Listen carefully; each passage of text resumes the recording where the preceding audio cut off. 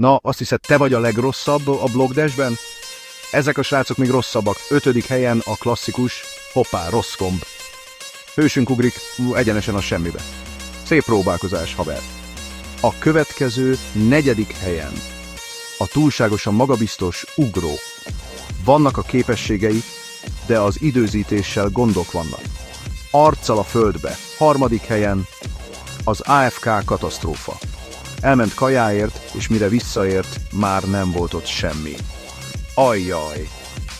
2. helyen a véletlen fejes. A dicsőségért küzdött, de hasas a feledésbe. Ügyes, és végül az 1. helyen az önszabotás pacs. Egy tökéletesen időzített ugrás a katasztrófába. Néha te vagy a legnagyobb ellenséged. Na, melyik volt a kedvenc bénázásotok? Írjátok meg kommentben. És ne felejtjétek, csak így tovább a botladozással.